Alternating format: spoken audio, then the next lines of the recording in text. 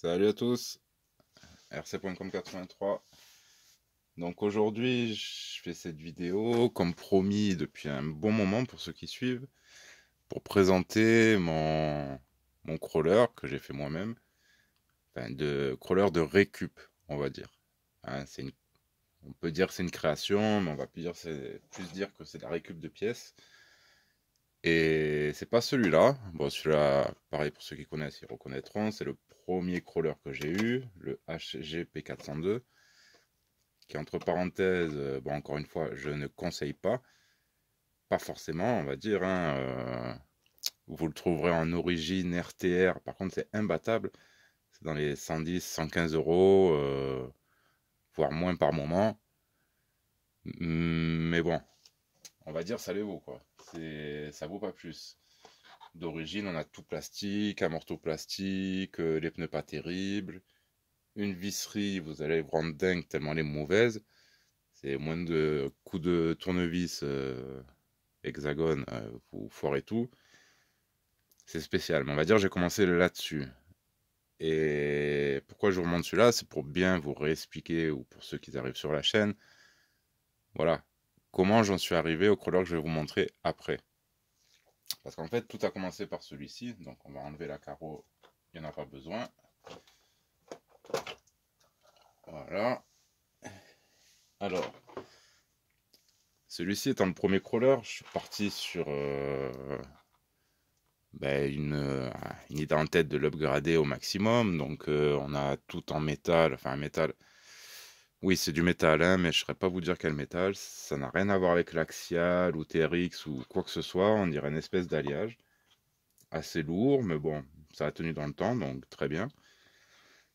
D'origine sur celui-ci, en fait, il reste le marchepied, bac à batterie, boîtier de réception qui sert de lest et basta, hein, entre guillemets. Tout le reste a été upgradé par des pièces HG, c'est-à-dire le châssis, le support moteur, la boîte de vitesse. Vous voyez, on voit bien. Tout est en métal, ils ont une espèce de métal un peu chromé comme ça. Les ponts, les liens, voilà, les amortos. Enfin, les amortos, c'est pas DAG, hein, les liens non plus. À l'époque, et d'ailleurs, ça coûtait pas très cher. Vous voyez, ce châssis, cette boîte, la boîte c'est une vingtaine d'euros, le châssis pareil, 10 euros pour le support moteur, une vingtaine d'euros par pont en métal. Vous voyez, c'est des gros ponts, mais dans un gros métal chromé. Et malgré tout, à l'avant, voilà, le problème de ce scale crawler, on va dire, c'est les embouts de pont qui sont en plastique. Et le plastique âgé, il est pas terrible, donc ils ont tendance à se déchirer, vous voyez, au niveau de la fixation de la vis, et vous pouvez plus rien en faire, quoi. Donc je suis toujours à la recherche de ces pièces en métal. Peut-être trouver une solution, il faut que je voie avec quelqu'un. Mais bon, c'est pas top. D'origine aussi, c'est quelque chose qui ne tourne pas.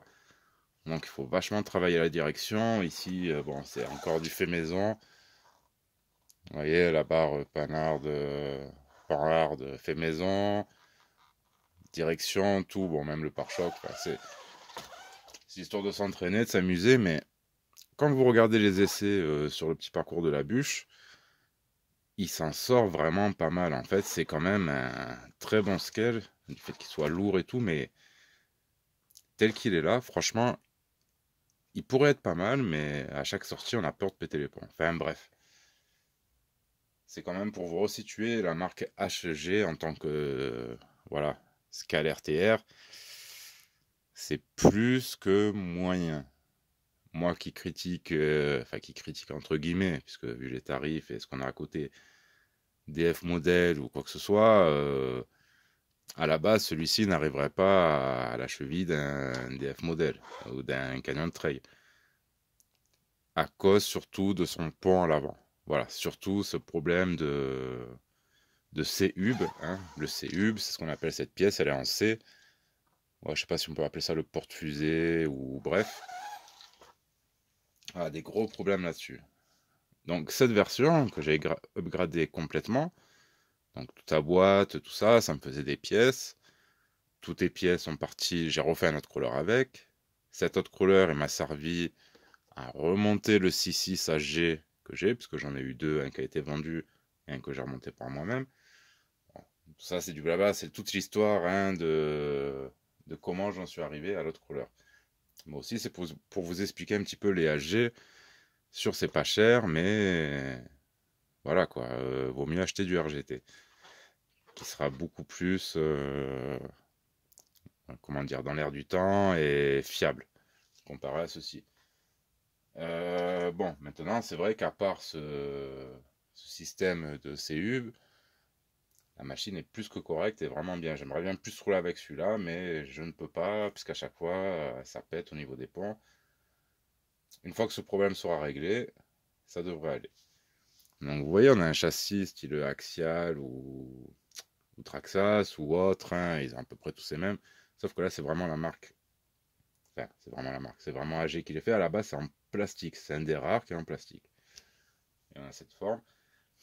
Donc mon idée, vu qu'il me restait quand même cette base de châssis, vous pouvez le voir dans des vidéos précédentes, et des pièces et ci et ça, je me suis dit, bon, bah, je vais me fabriquer un petit crawler. J'avais des ponts de SCX-10-2 qui manquaient les ponts plastiques, il manquait les engrenages internes, sinon j'avais le reste. Il manquait les roulements, donc j'ai dû racheter les... C'est ça qui m'a pris le plus de temps. Hein, racheter les engrenages, pignons d'attaque et roulements. Les livraisons, ça a été une vraie galère cette année. Mais bon, bref. Donc mon idée, ça a été de partir d'un scale vraiment pas cher et d'en faire un crawler. Donc, je vais vous montrer le résultat final. Bon, et puis, vite fait au passage, en fait, ça m'a permis de partir d'un scale crawler à vraiment 110 euros. Bon, upgradé, il vaut le double du prix. Voilà. Et là, tel comme il est, il vaut dans les 250. Voilà. En frais mis dessus. Par contre, ça reste invendable. Je chercherai même pas à le vendre, un truc comme ça sert à rien, mais je le garde pour mon plaisir, puisque je l'aime bien aussi. Voilà, bonne petite machine. Donc, je vais vous montrer ce que j'ai fait.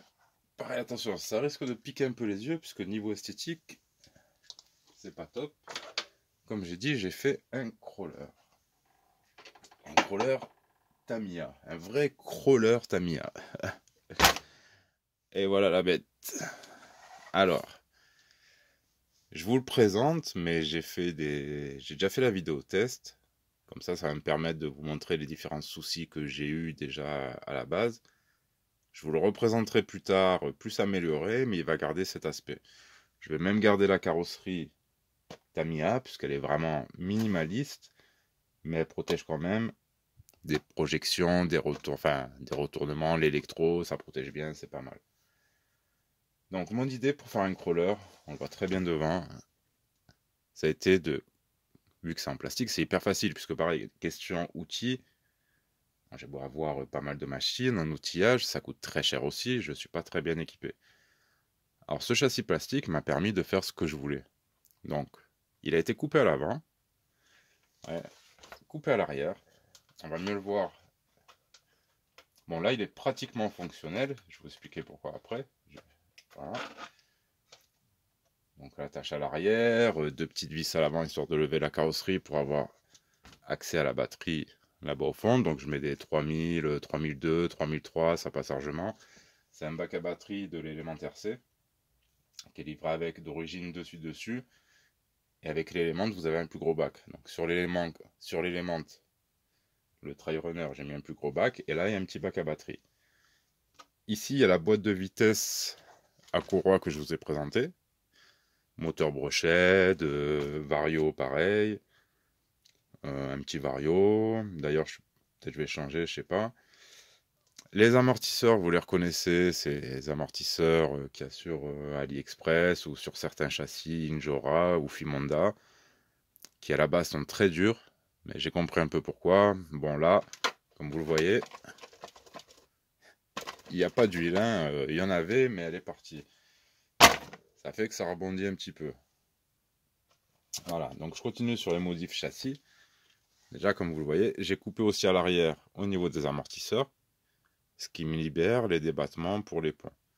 Bon, on pourrait trouver une garde-sol un peu haute, mais c'est pas trop mal, ça franchit bien. Vous verrez sur l'essai qui a été fait, bon, comme je vous dis avant, je posterai pas longtemps après cette vidéo. Donc tout ça c'est de la récup, c'est-à-dire le châssis, mon premier châssis, le HG P402 en plastique ici, que j'ai pu couper, le support de boîte. Et le fait que ce soit en plastique, c'est vraiment très simple, on coupe, on perce où on veut. Vous voyez, j'ai mes amortisseurs ici, ils sont directement sur le châssis. Je croyais que j'allais avoir besoin de support d'amortisseur, mais même pas. À l'avant pareil. La boîte, bah, j'ai repercé dans le plastique pour pouvoir la mettre. C'est la fameuse boîte à courroie pour SCX10-2. Putain, il faut chier avec leur appellation, pardon, excusez-moi. Mais bon, chez Axial, voilà. Plus facile à dire TRX que SCX10. Donc voilà, la fameuse boîte à courroie. Ensuite, on a les liens à l'arrière qui viennent du deadbolt. Pareil, axial. Les ponts axial, les AR44. Bon là, vous voyez, c'est graisseux, enfin c'est huileux. C'est un morceau qui fuit, j'ai essayé de remplir, mais ça ne fonctionnait pas, vu la modif que j'ai faite. Avec une petite adaptation sur le pont axial du cerveau sur le pont, puisque normalement il est situé au niveau du châssis. Ouais, mais là, avec un petit adaptateur AliExpress, ça permet de le mettre sur le pont, d'avoir le poids au plus bas et d'avoir une très bonne direction. Et de ne pas s'embêter avec les panardes ou panardes ou... Bref, comment ça s'appelle. Donc tout ce que j'avais, bah, c'est les châssis, j'avais le moteur, j'avais l'électro, j'avais les amortisseurs, j'avais les ponts, les liens arrière. Les liens supérieurs aussi. Bon, d'un côté, on a un axial, de l'autre côté, on a un fait maison en 1, 2, 3, 4, 5 parties. Vous voyez, on se débrouille comme on peut. Désolé, c'est un peu sale. Voilà, c'est histoire de récupérer mes pièces et d'en faire quelque chose. Alors, dans l'ensemble, c'est pas trop mal. D'après ce que je vais vous montrer, enfin, faites-vous votre avis, mais regardez, sans forcer. Vous voyez, le croisement de pont qu'on a. Ça, c'est sans forcer. Si je maintiens la roue arrière, on arrive vraiment, vous voyez, à du 90 degrés, mais facilement. C'est vraiment un crawler, quoi. Hein, vous voyez, la roue avant ne se décolle pas. Regardez le croisement que j'ai, c'est vraiment, vraiment top, quoi. Donc là-dessus, je suis assez content, j'ai réussi mon coup. Ça croise bien, ça passe bien, vous le verrez en vidéo. Il a pas mal de poids à l'avant avec la batterie, tout ça. Donc dès qu'il monte un obstacle, il va basculer en avant, il va très bien passer. Après, il y a les inconvénients, les amortisseurs qui n'allaient pas dessus. En fait, ils frottaient. Et je me suis rendu compte que ça venait du piston de l'amortisseur. Mais j'ai changé en même temps la tige qui est d'un demi-millimètre plus petit, c'est ce qui laisse passer l'huile. Donc l'huile ressort. Ça, c'est un peu dommage, mais bon, vous le voyez, il est vraiment assez souple. C'est vraiment, ça reste pas mal. Hein. Ça fait vraiment crawler. Bon, petite barre de LED devant, ça c'est histoire d'éclairer, mais ça n'a pas d'incidence sur la machine. Vous voyez, donc voici le crawler rc.com 83 pour l'instant. Pourquoi je dis pour l'instant? Parce que petit problème au niveau de la courroie du moteur. Pourtant c'est d'origine, c'est prévu pour. Elle est trop tendue, elle me fait forcer le truc et ça se met en surchauffe, ça fait tout forcer, c'est vraiment pas bon. Donc pour ce genre de courroie, je suis passé de 134, là 132 et j'attends la prochaine à 135 mm, ce qui devrait me régler le souci. Voilà. Après ça tourne, hein, vous le verrez sur l'essai, je m'en suis pas rendu compte de suite. Ça tourne quand même, mais ça fait vachement forcer et chauffer tout l'électronique. C'est vraiment pas bon du tout. Ah oui, petit détail aussi pour la carrosserie, vous voyez tout simplement deux petites vis sur le bac à batterie. C'est vissé de chaque côté du bac à batterie. Ce qui permet d'avoir une carrosserie voilà, fixe qui tient bien, il n'y a qu'à la cingler à l'arrière. Et c'est parti. Franchement, nickel. Ça fonctionne très bien. Bon, je reviens aussi dans les pièces de récup, j'avais dit les liens arrière. À l'avant, par contre, j'ai dû les racheter. Bon, pareil, encore 15 ou 16 euros sur AliExpress, un ensemble pour axial. Alors, vous voyez, en lien coudé comme ça, mais je me suis servi que ceux de l'avant. Voilà. Vu que j'avais ceux à l'arrière, j'ai fait un maximum de récup, histoire d'utiliser mes pièces. Voilà. Pareil, support ESC et récepteur, c'est un bout de plastique que j'ai trouvé, je sais même pas d'où il vient, mais ça fait le taf. Alors bon, ces amortisseurs pas top, mais c'est pas ça le pire là-dessus. Bon, pareil, la courroie pas top, mais bon, c'est commandé, ça viendra. Pareil, je referai une vidéo où il sera plus efficace et mieux fait. Mais vous verrez déjà dans le run, il est déjà pas mal. Il s'en sort plutôt bien. Alors, deuxième problème que j'ai rencontré, que vous allez voir lors du test, ce sont ces cardans AliExpress. Vous voyez, avec les embouts rouges, les petites BTR et tout. C'est une vraie galère. Alors là-dedans, c'est tenu par une petite tige en métal qu'on appelle un pin. On en a ici à l'autre extrémité, pareil sur l'autre, là-dedans et là. En fait, elles sont trop petites et dès que vous accélérez, ben, l'arbre il est foutu, ça part. Donc j'ai changé les quatre. J'ai dû remettre chaque BTR. Alors là, vous voyez, vous en avez une là. Je sais pas si je vais pouvoir vous montrer. Vous en avez une là. Des autres côtés, enfin, c'est pareil. Il y en a de partout. J'ai dû tout repasser à la loctite. C'est vraiment des arbres de transmission à ne pas acheter. C'est vraiment de l'adobe. Voilà. Il vaut mieux prendre des plastiques RGT, Axial, Traxxas. Mais ces arbres de transmission métal, ça vaut que dalle. Voilà. On voulait vendre 10-12 euros les deux, ou un peu moins, je ne sais plus. Ça vaut zéro. Vous galérez plus qu'autre chose. Je vous dis, j'ai dû tout refaire. Ça a été la grosse galère sur ce projet. Voilà. Donc, par contre, question support cerveau, ça fonctionne très bien. Bon, avec Axial, on a un bon angle de braquage. Donc, ça fonctionne bien aussi. Pour l'instant, je dis bien pour l'instant, parce que je ne sais pas si je vais continuer avec, je ne sais pas.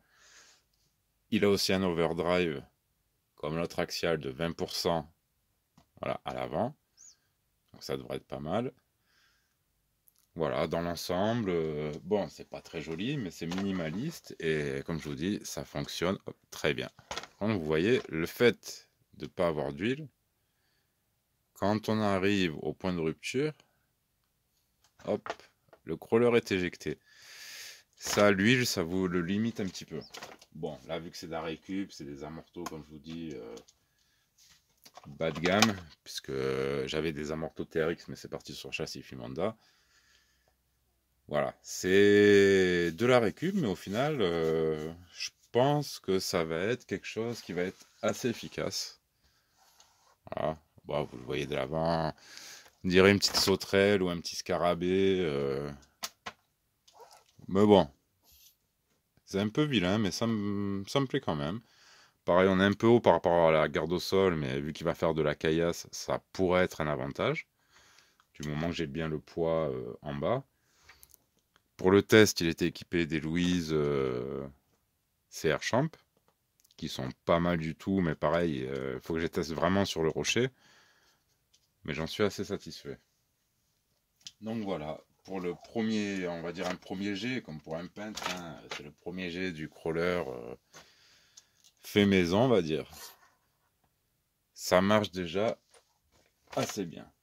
Voilà, comme je vous dis, les détails à régler, à voir si maintenant ça tient, les arbres de transmission à changer, la courroie pour avoir la transmission quand même plus libre, parce que je pense pas que vous vous rendez compte, mais franchement, ça force, vous voyez, ça force quand même, quoi, ça force trop, et ça fait chauffer le moteur, l'électro, c'est vraiment pas bon. Bon, ça c'est un petit aléa. Sinon, pour le reste, pour un premier essai, j'en suis assez content, surtout par rapport à son croisement. Voilà, bon là on est à 90, hein, je vais vous l'avancer pour bien le voir. Si vraiment on force, on atteint les 90 facilement. Et tout ça avec des amortos et bas de gamme et tout l'ensemble. Ce qu'il y a vraiment, allez, on va dire de qualité entre guillemets, c'est les ponts. Mais tout le reste, c'est du AliExpress. On arrive à se faire des trucs pas mal. Si ce crawler, on le reproduirait, vous voulez le reproduire chez vous, à partir de pièces, allez, on prendra des points Jora qui ressemblent aux axiales, des liens, et si et ça, vous sortirez, enfin, vous en avez pour moins de 200 € avec un crawler. Limite même mieux que celui-là, parce que celui-là, vraiment, c'est 3 quarts de récup. Mais voilà, pour moi, ouais, ça m'a coûté 30-40 € de pièces que j'avais pas. Mais voilà, ça me fait un véhicule, un troisième HEG. HEG, mélange axial. Voilà, pas trop mal. Donc vous verrez le test. Vous ferez un avis. Voilà, encore une fois, soyez indulgents. Hein, je suis pas un mécanicien, je suis pas un ingénieur, quoi que ce soit. Mais avec de l'entraînement, bon, comme je dis toujours, je suis un amateur. Maintenant, ça fait 3 ans, 3 ans et demi que j'en fais. Je suis plus tout à fait débutant, amateur, mais je suis assez content de mon truc. Et du premier coup, ça a assez bien marché. Et encore une fois, l'avantage d'avoir ce châssis plastique, bon, le châssis, vous l'achetez sur AliExpress, que le châssis et le support moteur, ça vous coûtera même pas 20 balles. Hein, on va dire même 15 ou sur Banggood, ou ça vaut que dalle. Mais c'est la facilité quand on n'a pas d'outils. On se sert des trucs en plastique et on fait vraiment ce qu'on veut.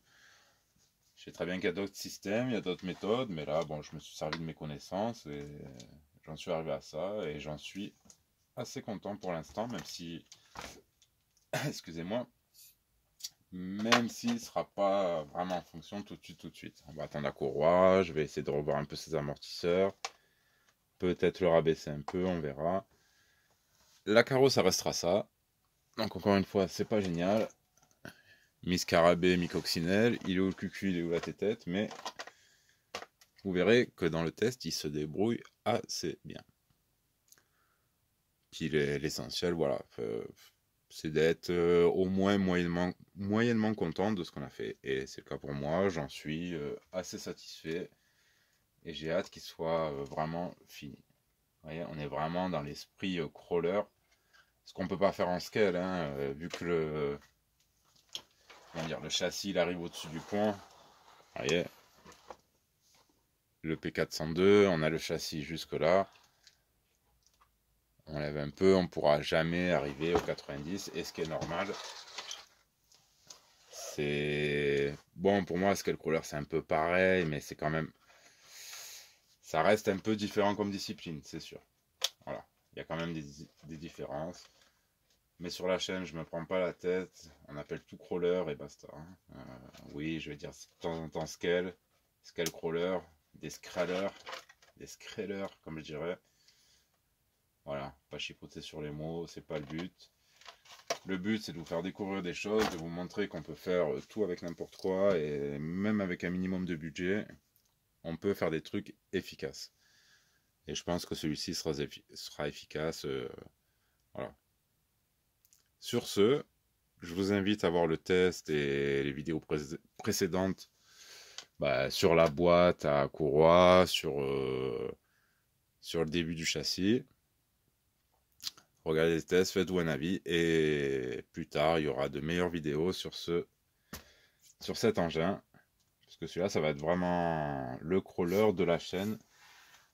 Parce qu'évidemment, voilà, c'est moi qui l'ai fait, quelque part. On dirait que c'est rien, hein. On dira, on met des pièces, voilà, mais c'est quand même de l'adaptation. C'est quand même du boulot, c'est quand même de l'attente par rapport aux pièces, et c'est ça, mais le résultat, il est pas beau, mais il est pas mal. Voilà. J'en suis content. Sur ce, voilà, merci de m'avoir suivi, et à bientôt pour d'autres vidéos. Scraller. Tchuss, bonne journée à tous.